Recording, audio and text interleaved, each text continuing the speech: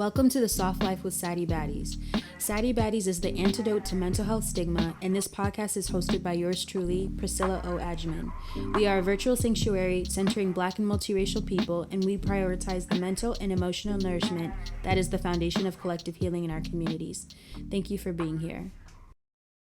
Hello and welcome back to the Soft Life podcast. Today we have the honor of talking to the incredible Imani Trishawn, and we are so excited to talk to you and welcome you into the Soft Life. Welcome, Imani. Thank you for having me. I'm happy to be here. So happy to have you. So, if you have been part of this ride for the last 4.5 years, Imani was actually one of the first people we ever interviewed for our blog back in 2019. And it's so amazing to be able to have you on the podcast now and just have more in depth, you know, background and information about where you've been up to, and just learn more about you. So can you tell us right now, first and foremost, how you're feeling in this present moment? Where are you? I know that you're in the South right now, but tell us a little bit about your surroundings. Yeah, so I'm actually a little bit tired. I got back last night, Yeah. but I'm in Austin, Texas. I'm preparing to go play overseas in China. So Oh things my are a bit God. hectic right now because I'm like waiting for my flight and trying to pack up my life and do all those things. And Yeah. like see family before I leave and make sure everything is in order. Yeah. Um, but I think the best thing and like what always grounds me is just gratitude. Like I'm happy to have these problems. So Yeah, of course. I saw last night on your story, you were like doing your hair and like yeah. juggling them. I was like, honestly, if she makes this tomorrow, she's a legend. Like you're literally a legend for that. So shout out to you because I know the struggle right Yes. now. Trust me. Under this head wrap Literally. right now, you don't want to know.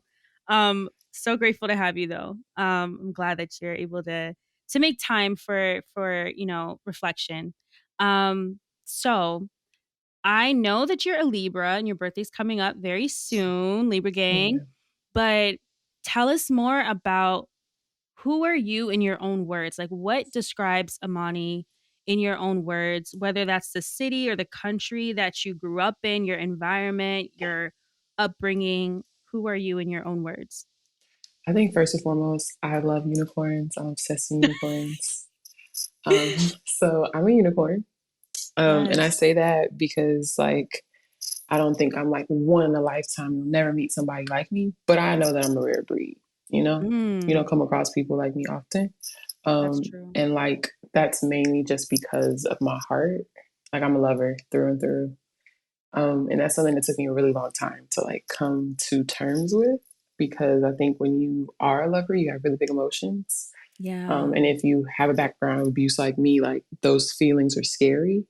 Mm, Um, and so like for the longest I tried to kind of tone down like how much I care about people or say and I think I am still very kind of closed off in certain regards. But I think it's more about instead of me like trying to change it, I kind of pray more for discernment now. And I think yeah. of it more like, like my heart is my superpower. And even if this situation didn't work out for me, that person probably needed that experience. And I did Yeah. too in some ways as well, right? Like, what did I learn? Right. How can I move forward? So I think like the biggest thing is like, I mean, I'm bipolar. I'm a huge mental health advocate. I try to make sure that my story enters every room with me. I'm a Mm, sexual abuse survivor. And I think for me, it's important that I show what it looks like after. I don't think we see after the trauma often. And yeah. like that the world goes on and like we're not constantly suffering. There is another part of this and there's another side of this. And like we can be okay and live full lives. So Yeah. that's me. Yes, I mean, I love that you first of all called yourself the unicorn. I think more people should identify that way, but I think the fact that you're one of the few people who do just shows that you are a unicorn and that's so dope. I appreciate that. And just speaking a little bit about what you shared about being a trauma survivor, as well as being someone that is diagnosed with bipolar disorder, how there is another side of it. There is another side to the suffering, to the pain. And that's literally what the soft life is about. It's not about ignoring the hardships that we have in life. Instead, it's inviting both and embracing the duality that makes all of us humans, right? So I love that you shared that. And where did you grow up? Like what is your where are your stomping grounds? What do you call home? Yeah, so I am from Inglewood, California. I am an LA girl through and through. And I like to clarify because people will be like, I'm from LA and they live in like Woodland Hills or they're from like the inland part. No, I'm an LA girl. So Inglewood, my hospital doesn't even exist anymore. I am Oh. born and raised in Inglewood, California. Um, but I have spent a lot of my time in the South. Austin's kind of like a second home. I went here for college. And I recently moved back with my best friend who was my college point guard and is now a doctor doing Oh residency my at god, UT. So congrats to them. yeah, we're very much trying our hardest to do our like living single, girlfriends, early I 30s love it. lifestyle. I love that. Basically, you're living out insecure, but with your own twist, essentially. Just, Yes. I love that. I love Yes. that. All right. So you're a West Coast baby through and through. And I know that you have, shared a little bit more about like your family and your upbringing. And can you kind of share what was it like for you growing up in your household? And, what how would you describe like 5-year-old Imani growing up? Shout out repression. I don't know that girl.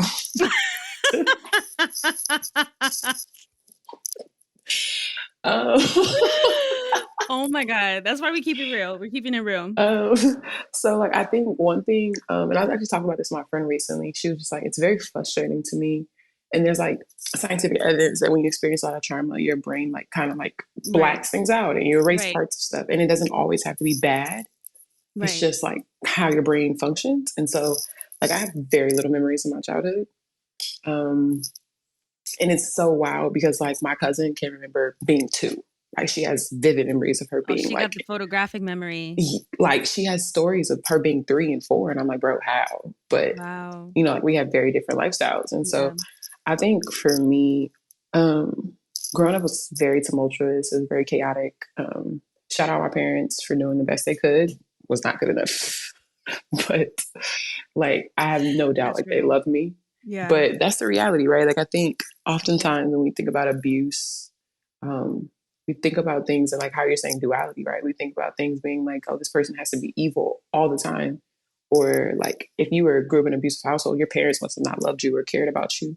But no, Yeah. my parents did. They just trusted the wrong people with me. They put me in bad situations. Like Mhm. the circumstances we had led to, right, like my eventual abuse and things like that. And so it's very hard to navigate telling your story without villainizing people, but Mhm. also like sharing your reality, right? Yeah. Um, so that was very hard for me early on sharing my story, just because like my parents would be offended, right? They would Yeah. be like hurt by those Like, things, and I'm like, I'm damn. not trying to hurt you. This is kind of Right. like It's your this was my story. yeah. Right. Um, so navigating those lines it's very kind of hard and tricky, specifically when it's familial abuse. Like I was abused by a family member, Yeah. and so like while I haven't seen him in over a decade, he still very much is a part of that side of my family, right? And so, and even then, like he wasn't all bad. I have great memories with him, right? Mhm. I still have memories that weren't bad, but he also abused me, Mhm. right? And so it's very hard to kind of walk those lines and navigate those things. And even like to this day, like there's like I was abused by my step family, my dad's second wife, her child, and like that marriage birthed my little sisters, who I love to death. Mhm. But those are their family, and they still love those people as well, right? Yeah. And those people have been amazing to them. So it's very hard to kind of navigate those lines, but it's also the duality of humans, right? Like my Yeah. villain is their favorite person. And Wow. how do you do those things and how do you tell your Yeah. story? And it's a lot of like cognitive dissonance too. Because like in order for Oof. them, Yes. yeah, right? Let's talk about it. In order for them to believe me, they have to undo things they know about the person they love. Right. Or in for like my little sister's mother, like she has to say, like, I raised this person and I allowed this to happen. And how did I And so I completely understand as an adult, like, yo, you can't believe me. I have to be a liar. Because how do you navigate that in your own mind, your own conscience, Yeah. and the things that you know to be true? And it's just hard, bro. Like, Yeah. Yeah. it's just hard. So, like, Yeah. I'm so thankful that I've been able to return to myself as a human, as an adult, Mm. because I was told like I was a very compassionate child. I was like a big like I think when I was like 5, I come from super Christian background. Like my dad's a pastor, my aunt has a PhD in theology. Like I grew up in church, like all Same day, every girl. day. I know. That I was know. me. Yep. I already know what that Exactly. is. The Bible church, choir, youth group, All of the Bible above. study. Ushers. Yep, all of it. All of it. Praise Yes. dance. Yep. Been there, done So that. there's a story of me being like 5 or 6, and my aunt is preaching at like a huge revival. And like I say the prayer, like no fear in my heart. And I just pray for the entire church. And we're in a mega church, right? So it's like thousands of people, and I have no fear in my heart. And I'm just like, Wow. right? And like I was just always that kid, like I wanted to help. I had this big compassionate heart. So I'm happy that as an adult I've been able to return to those things and Mm, like return to that girl and find her again and be comfortable in that, as opposed to like the person I became because of my abuse, right? mm. Wow. I just am like taking a moment to sit with that and just want to applaud you for the courage that you have. It is so it's incredible because so many of us are, it's true. Trauma does change you. It affects your brain biologically, right? It literally changes your DNA. So the fact that you're able to show compassion for your current self and your inner child at the same time while growing, while evolving, while changing as a woman is incredible. And having the courage to also speak your truth too and name, hey, I was mistreated, I was abused. And even if some people don't believe you, you're still speaking your truth. And that is what matters, is taking up that space and not allowing someone to deny what happened, and you believing yourself and having enough compassion for yourself to have grace and not beat yourself up and not blame yourself, right? So I really just applaud you for that, because that that's probably the hardest thing we can do as humans, and For sure. watching you do that. And I've known you for over 4 years now, and like the way that you're so open about it, and you've helped so many other people speak up and be open about their difficult upbringings or their difficult past, like that is incredible. So I just really admire that. I know that you have been doing and have done a lot of mental health advocacy work. You were recently at the NBPA Global Health Summit. You're super, super outspoken about suicide awareness, especially last month, which we just acknowledged Suicide Awareness Month. Can you tell us more about how you got into mental health advocacy specifically? Complete accident. Sorry. Complete accident.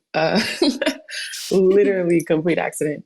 I started like I used to perform my poetry, and at the time in college I was performing a piece confronting my abuser, and I had to like mix Mm. practice, and like we used to have our own Texas used to have their own little network called the Longhorn Network. It was like all Texas all day. And so my coach was like, they're going to do a piece about you and your artwork. And they didn't know that I was performing that. Oh, And wow. yeah, and they were expecting like roses and rainbows. And You're like, "Nope, no, this is dark. And real." at the time, I didn't think anything of it. And I remember them asking me, like, yo, I'm like 18, 19 at the time. They're like, do you feel comfortable talking about this? Like, and I'm like, all right. I'm thinking it's gonna be like buried on the network nobody gets on a Thursday night. Like, like no one cares. Yeah. And ESPN owns like Longhorn Network. They see it, they're like, oh, this needs to be bigger. We're gonna put it on ESPN, the real one, on Sports Center, Wow. and we're gonna do a whole feature piece about it. The guy that wrote the story actually won like an award about the story. Like Wow. ridiculousness.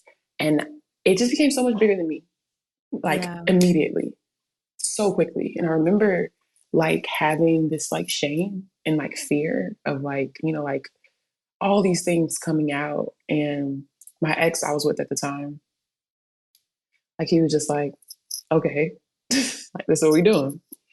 And then like it was just little like sprinkles of somebody I've grown up my whole life in, like that's my story. Or like, thank you so much. Or Mhm. like I remember specifically, like after that piece came out, I won an award with a nonprofit in Portland who works with abused children, specifically in the foster care system. And they do like this huge camp every year. And like the kind of inside knowledge is that most of the adults that work there were also victims of abuse. Mm. And I went out there for like 2 weeks, did the camp with them. Mind you, I've never been camping before. So it was also the city girls outside. Um, but it was so comforting to be in that space, Yeah. and also like just meeting people who had like, understood that kind of pain, I guess. And then like I also like met a woman who was in her 70s and she was just like, yo, I've never been able to tell anybody. And when I finally got the courage, like my abuser died. And I felt like that was Wow. like rude to kind of, and Yeah. she was like, so thank you so much for doing that for me. And I'm like, I can't imagine carrying that weight for that long. For that long. Um, Wow. and immediately I was like, oh, this is why none of my suicide attempts work. This is my purpose. Cool. Because outside of me being 6'7", like and having this huge attitude and like kind of personality, like I also have this platform because of basketball. Mhm. And like when you think of a victim, we all kind of have that picture of what Mhm. we see, and it isn't me. And oftentimes it isn't a black woman. Mhm. And oftentimes it isn't our mothers and our sisters and our brothers, right? It's somebody we've pictured as weak or fragile or whatever the case may be. And that's Right. rarely the reality, right? Yeah. And so I was like, oh, like I have to do this. Like this is it. Like this is the purpose. And Yeah. like ever since then, like that's just been the goal. And like every time I feel like I'm too naked or I get nervous or like I'm just like, okay, this is too much. Like, or even honestly, like there's times where I'm just like, I'll never find a partner. Like, because why would someone want to be with somebody that like has all this baggage or has been through all these things? And like even like being a victim specifically of sexual assault, like there are things you don't know bother you until you're in that situation. Mhm. And like even in my big age, even though this was literally over almost 20 years ago, there's still things where I'm finding out like I'm not comfortable with that. Like, oh wow, and so Right.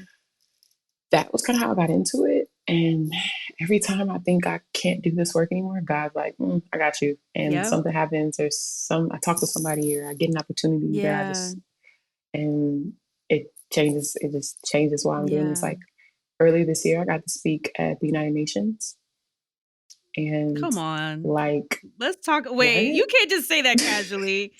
You can't just say that casually. The United Nations. Yeah, like Wow. Please tell us about that. it makes me teary eyed just thinking about it Yeah, because that's I think incredible. like my goal in life is to be who I need when I was younger. Yeah, And from that, like, is my purpose of creating safe spaces.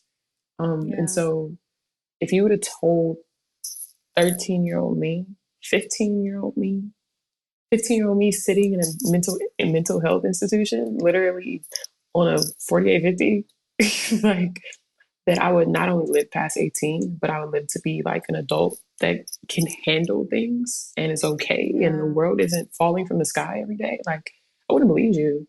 So yeah, for that girl to be able to speak to the world's peacekeepers about mental health and sexual violence and like why young girls should play sport, like what are you talking about?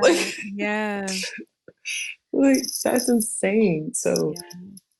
I'm just very thankful that my God loved me enough to not let me decide my future. Yes. Wow. That just gave me chills. Honestly, when something is your life's work or your life's path, you don't really know it when you start. And it's not until you go deeper and deeper and deeper and you start connecting with people that make you realize I needed you to be here. I needed you to be alive to tell your story. I needed you to be the person, the representation that you needed. And literally, that is what is unfolding in your life so clearly. And I just hope you know that. Like, I'm so proud of you. I'm so, so proud of you, and it's Thank incredible. you. All of the it's your advocacy is so personal. It's very much coming from a place of course, experience, but also so much compassion because you understand exactly what it's like. And sometimes people just want to be reminded that they're not alone. Because the thing about, like, when you're going through traumatic experiences, it's very alienating, but you're a constant reminder that people are not alone. And that representation is crucial, especially in our community. So that's incredible, and I'm, again, just so proud of you. I wanna talk a little bit about basketball. As we know, basketball is in your blood. You got several professional basketball players in your family. But of course, I'm sure it's been a journey and it's evolved as you've evolved in over the last, say, 5 years. How would you say your relationship with basketball has changed over the last 5 years? Man, so I've gone from like the top to the bottom to not playing to like I've done it all at this point Mhm. now. So I'll be 29 next week. I became a pro basketball player in 2016. At the beginning of 2020, I took a break for about 2 to 3 years. Um, and like I arguably took a break at like kind of the peak of my career because I was finishing my rookie contract, just signed another year. Um, I wasn't a starter, but I was still a vital part of the team. But again, like God be showing up at all times and just doing what he wants. He does not care. That's that.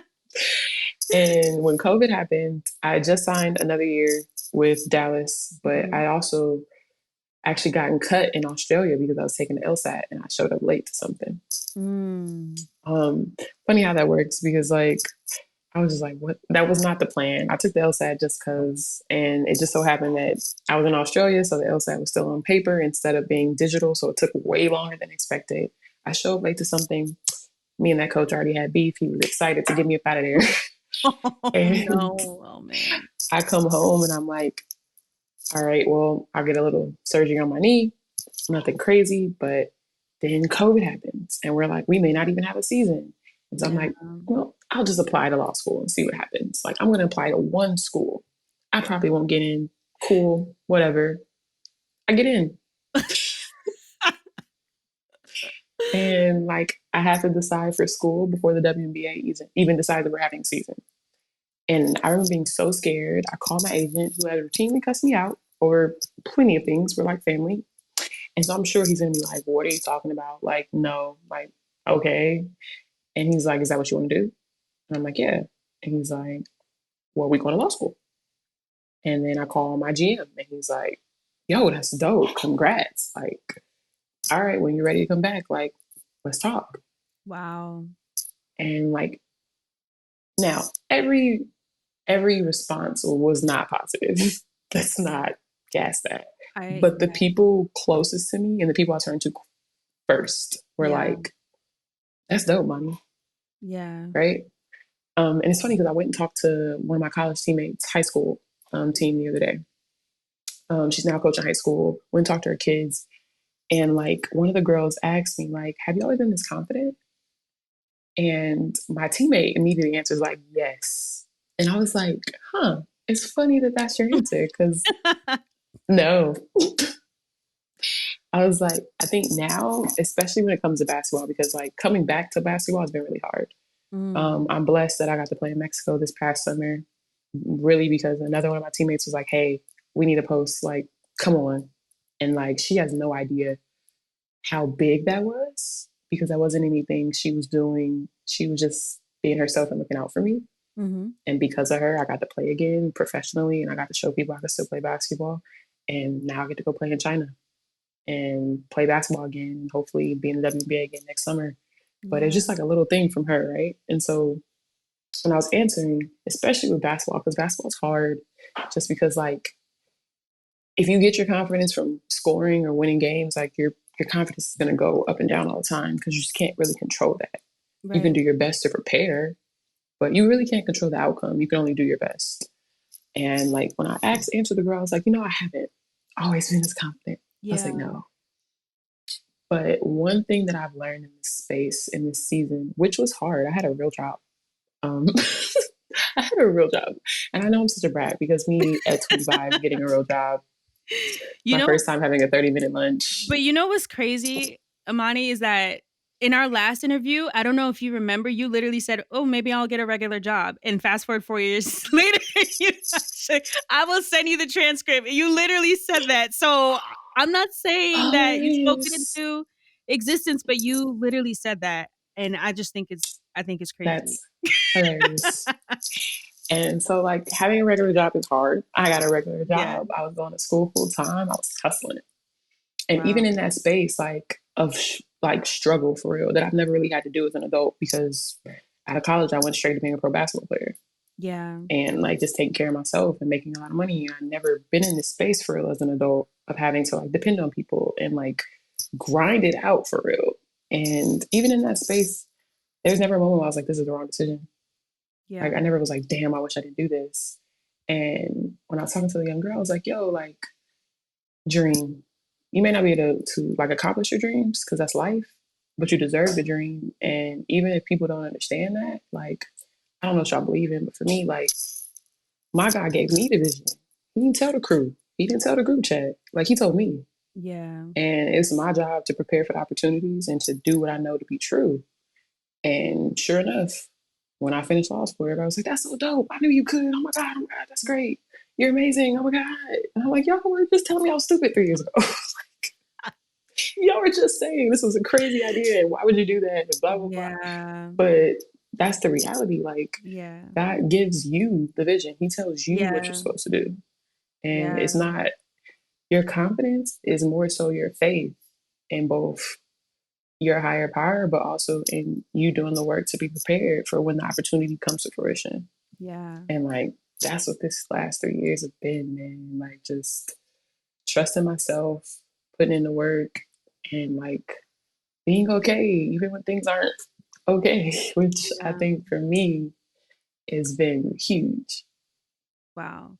And honestly, just getting back to what you said about God giving you the message specifically, that's why it's up to us to make sure that we have a clear channel so that we can hear those messages directly and be able to act on it, and not be distracted and focusing on other people's perception or trying to get other people's validation when it's really a direct conversation between you and God. So I really resonate with that deeply. What were some of the conversations like, or were there conversations about mental health specifically in the locker rooms when, you were kind of being more recognized as a mental health advocate? Were you someone that's like, okay, guys, let's talk about our feelings? Or was it kind of, more people felt more comfortable talking to you? Did you become that go-to person on your team? I think the WNBA and NBA have come so far in the last five Yes, they years. have. I'm just so proud of what we've been able to do Yes. as an institution because when I started, like our head of like health and diversity or whatever Mhm. had no recommendation for me to get a therapist in my city, in my market. And Wow. I'm like, well, if you don't know and this is your job, well, like, Yeah. you know what I mean? And like my therapist now is actually my team therapist when I played in Atlanta. And I'm like, we're gonna die together. Like Wow. we're locked. But just having messaging, like the Global Mental Health Summit that I did put on by the NBA Players Association, Mhm. it was different players associations and like supporting staff from like literally leagues all around the world. And even them just hosting that Yeah. is and having those conversations and having a guide for both the NBA and the WNBA was not something that they had when I came into the WNBA. So seeing that progression year after year, even like teams having options and like it's uncomfortable going to the team psychiatrist sometimes. So obviously it may not be the best option, but the option being there Right. has just grown from year to year. And now like we have multiple voices talking about mental health, right? We have Asia Wilson, we have Elizabeth Cambage, we have Kevin Love, we have DeMar DeRozan, John Wall, like all of these different voices from different walks of life, from different pay grades, from like stars to people that have been just a staple player in the league. Like that is what I'm passionate about. Yeah. Like, I don't want to be the only voice in the space. I think the way we create change is by having different perspectives and different stories because none of us look the same. And Right. even if we come from the same area, the way we manage and deal with things are very different. And like we are all on that spectrum of mental health, whether it be we have a mental illness or it be we just need a little help managing our emotions and coping with our daily experiences. And like until we create an environment where that is like a regular thing where we check in and we talk about our feelings. And it may not have to be on the scale that I do it, right? But Yeah. having at least a safe space around you, be it in your family, your loved ones, your career, your space, whatever that may look like for you, like that is the change we need to see. And so I am just so proud of us as a league, Yes. seeing the work we've been able to do and just continually pushing it. Like we even have a playbook that we sent out to the teams of showing them like different ways and things to get involved with. I think Mhm. Sacramento had an entire position dedicated to just player wellness, both on the physical and mental health side. And so like it's so much more work to be done for sure, but we're Yeah. headed in the right direction. And like Yeah. I believe like sports are a microcosm of the real world. So when we do it and we see it with our athletes and our like quote unquote superheroes having these conversations, people that we look up to that we think have no issues or have things that we want and they're Yeah. still struggling, then we can kind of acknowledge our own struggles and set up that those conversations and places to talk about those things in the real world. Absolutely. Absolutely. I could not agree more. I'm also really, really proud of the progress that the basketball administration in general has had with mental health, and you being definitely a huge, huge, huge advocate and a big voice in that conversation as well. So I'm looking forward to what the future holds and excited to see you continue to be a part of that, hopefully. So I know that you have a crazy schedule. I mean, you and I have been trying to coordinate this for a minute on both of our ends, but you have obviously way more traveling on your hands and probably way more packed schedule. And so I want to know also, how are you balancing self care with having such a kind of jam packed schedule? Man, my cousin likes to say I'm like the busiest unemployed person ever because what, but I think having people that can see me, Yeah. um, and it's not a lot because again, like I still am very guarded, but the people that can see me know me well enough to be like, mm-mm, no, we need to like check in. We need to like, you're doing too much. You're not okay. Like it's okay. Like kind of, Yeah. like hold me accountable to that.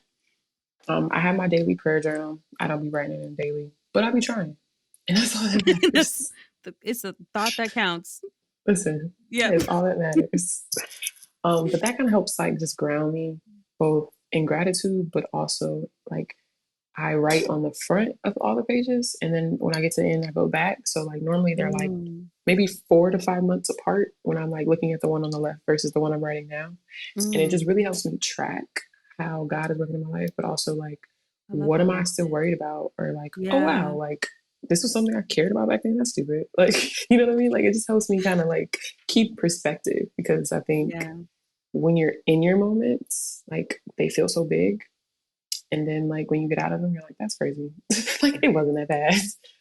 Or I'm like, wow, like that's still something I'm still dealing with. Okay, cool. Like, Yeah. so I still have a therapist.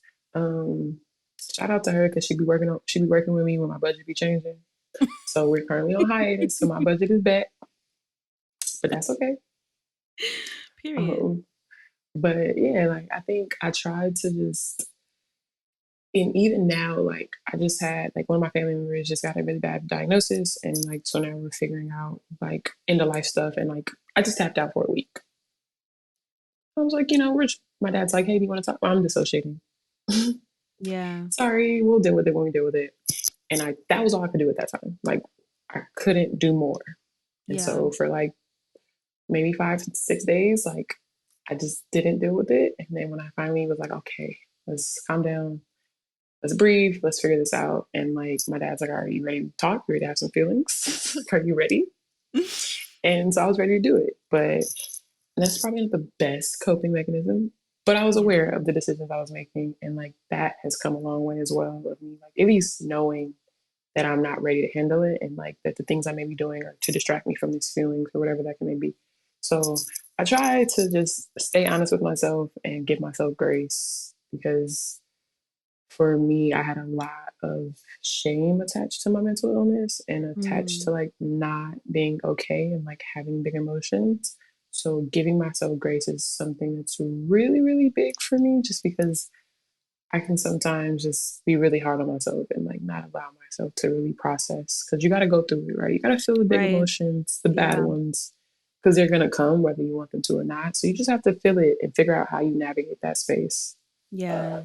That's so true. Sometimes it's literally the saying, about sometimes the only way over it is through it, and not having to hide your feelings or push them away, but just actually sit with them and allowing yourself to have the space and the time, even if it makes other people uncomfortable sometimes, right? I'm sure there's times where people really need you or really want to talk to you or want to spend time with you, and you just have to honor those needs that you have for yourself first. So I'm really glad to hear that you are prioritizing your mental health and your self-care so that you can show up and be that version of yourself that you want to be and that other people need you to be. Um, can you share some books or albums or anything that I know that you are someone that really appreciates art? And I would love to know, like, what are some of those inspirational pieces that have helped you along your self care or your mental health journey? If you have What any a that come to great mind. question. I just read this book and I gave it to my friend, and I actually got something tattooed out of the book too. And I'm trying to figure out what it was. Oh, killing me. Um, Dang it, that's gonna kill me. Let me see if she'll respond to my text message this quickly. But basically, she gets a diagnosis where she's like supposed to die in 5 months. She ends up living, but she's like going through the walking us through like her emotional state of like she has a small infant at the time. She's a theology professor because that's how Mm. it goes, right? Um, what's the name of the book, girl? I gave you, child. And she's talking about how she's like grappling with the end of her life, but also grappling with the things she studied and things she believed, and then like just Mm. walking through these things. I think it's something along the lines of like everybody dies and other lies I've told myself or something like that. You never can remember stuff when you need to. I know. But one of my and then when I have like happy songs, Mhm. which I call like when I'm in like a really bad space, I listen to those songs. VV Winings, not VV Winings, Anita Baker and BB Winans. Ain't no need to worry. Mm. That song will forever get me out of whatever mood I'm in, or at least like Yes. just sit me down and like let me Yeah. feel it. So I love that song. But the book I read, the tattoo I got, it's Latin. It says "Dum Spiro Spero." I got it tatted on my hand. It's next to my little smiley face. That I have it in the crevice of my hand because I'm a child, but also I love it. so basically like when I'm having a bad day, I just open it and I see my little smiley face. Oh, I So it's love like, that. hey, chill out. And then I got Dum Spiro Love it. Spero, which is Latin for while I breathe, I hope. Ooh, I And love like that. that was like the last line of the book I just read that I can't remember the title of. That was the last line of the I book. love it. And so like it kind of just reminds me like because I say like hope is your strongest weapon against darkness, against like whatever you have, like you have to keep that. And I think that's also like what people try to steal is hope. Like Yeah, abusers, people that don't wish you well, they try to steal hope because if you think that this is the end, then it is, you know? So like right. just remembering that I found it. Yes. Yes, yes, yes. It is called Everything Happens for a Reason and Other Lives I've Loved by Kate Bowler. I feel like I've heard of that book. Yeah, a divinity professor and young That sounds mother very with stage 4 cancer explores the pain and joy of living without certainty. wow. Okay. We'll definitely have to link that because it sounds, first of all, familiar, but also it sounds like it has such a beautiful message. You know, it was an Um, amazing read. And she's like reading it now. She's like, oh my God, like I love it so much. And so, yes, I will keep my nose in the book. I also just read another book called Emotional Inheritance. ooh, A therapist, her patients, and the legacy of trauma. And she talks about mm, how essentially, like, if we don't address the traumas we have in our generation, like we pass it along. And also just like the scientificness of like your DNA is like actually altered when you go through trauma, right? right. And so like she tells stories about her patients and navigates like what inherited trauma looks like. um, and she writes it Mm, in a novel way, so it isn't like super nonfiction where it's kind of heavy to read. It's still like you can get right. into the stories and the characters and stuff like that. That book was really interesting just because it was kind of a story from every walk of life. So I really enjoyed that one. I also think like I'm gonna check that out. I've seen how trauma has passed from generations, even though like Yeah. you were trying your best to be anti this, you know? So like I was interested in just that respect. I have way more because all I'm finna do in China is play basketball and read. So I'm gonna have You gotta send me your updated all the list. list. But yeah, I think Yes. I do love art, and that is very much a way for me to just like calm down and like find a nice little Yeah. break from things. I love it. And you be modeling too, first of all. Like, let's I'm okay, trying, like man. you be modeling, you be having the photo shoots, so we're here for it. We're here for all of it. And all the multifaceted versions of your self-expression are always welcome and we love to see it. Um I also would love to know, you said back in our very first interview in 2019 that your goal in life is to be the person that you needed when you were younger. Looking back on that now, what would you say to your future self? Hmm. Maybe Imani 5 years from now, based on all the all the beautiful lessons and challenging lessons that you've learned. What would you say to your future self? I don't know. I think it's really blowing me that I'm turning 29 because like I'm actually an adult. Like I'm reaching like real adult ages right now, which is blowing Yeah. me because I don't be feeling real adulty. I be feeling like It's first just a level number. adulty, you know? It's just a number, girl, trust me. But I hope like I really want a family in the next 5 years. So Mm, I hope that I've taken time and space to devote time to that. I think um I still am working through like my trust and reliableness of men and mm, like feeling comfortable in like dedicating time and space to like relationships and things of that sort. So I hope that I've kind of moved and been more comfortable in those spaces. And you know, hopefully in 5 years I got a whole little family. We got a picket fence and a little baby and all. You know.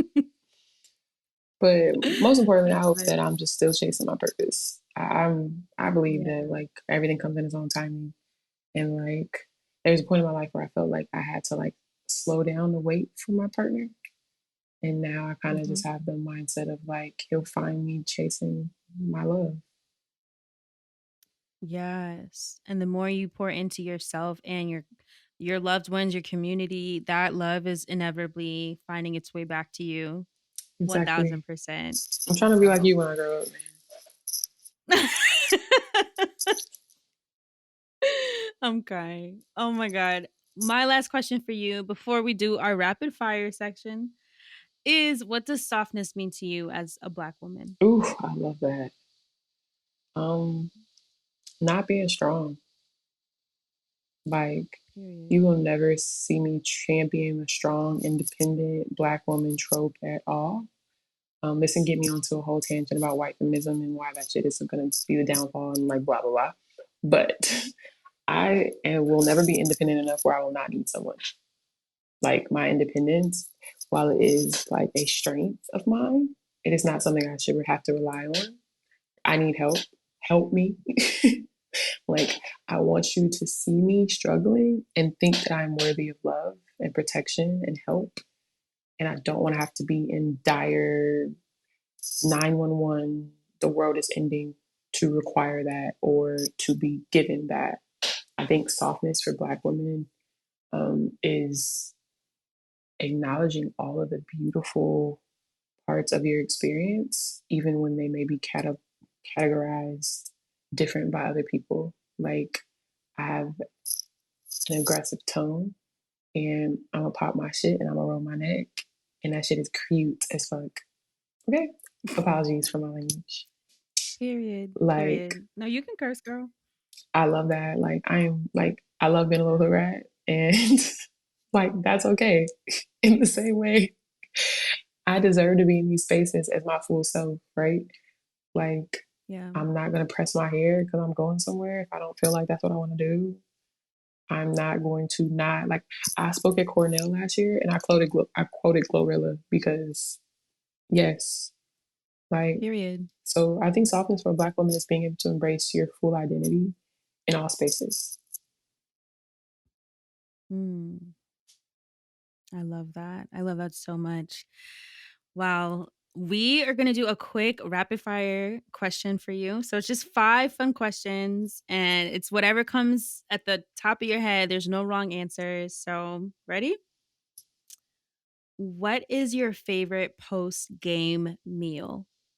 I actually can't eat after games.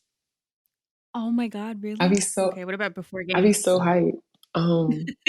I just can't. Like, I can't settle down.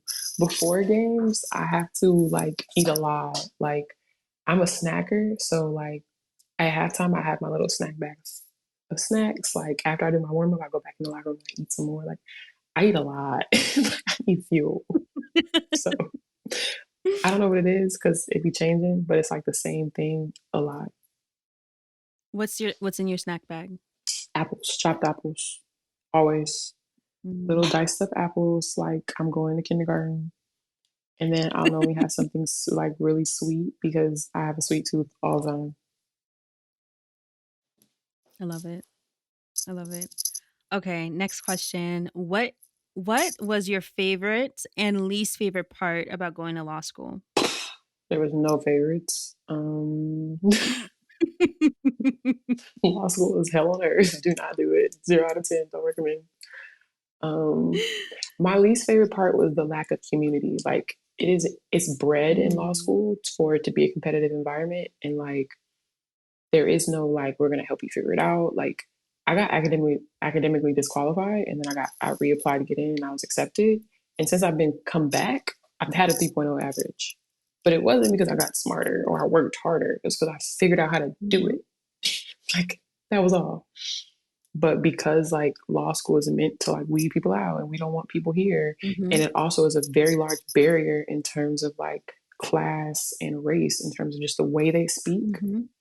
there is no way to understand it unless you understand it or you have somebody help you through it. So Right. the worst part for sure is just like it's very elitist. It's slightly racist, and not necessarily because the schools are like trying to be that way. It's just built on that type of foundation. And I guess the It's just best thing would institution. be I finished. That's it. Yeah. That's all. Yes. Period. Ooh, that's like so many other institutions that are just inherently Yeah. just not inclusive of so many of us. Next question. Who is the last person that you said I love you to? My homeboy actually. Yeah, Oh, I went out. I just came back from Dallas this last night, and like I went out there just to work out because I haven't really gotten set up in Austin yet. And so like when I left yesterday, I was just like, "All right, love you, I love you too." oh. Shout out to the homies. What is the last album that you listened to that you did not skip any songs on? mm, Damn. To be honest, like I haven't been in love like that with a song in a while. Like, oh, you know, Kamari. He's like a R&B singer, really beautiful black man. He's like on the up. Yeah, Kamari? he had an EP he dropped recently.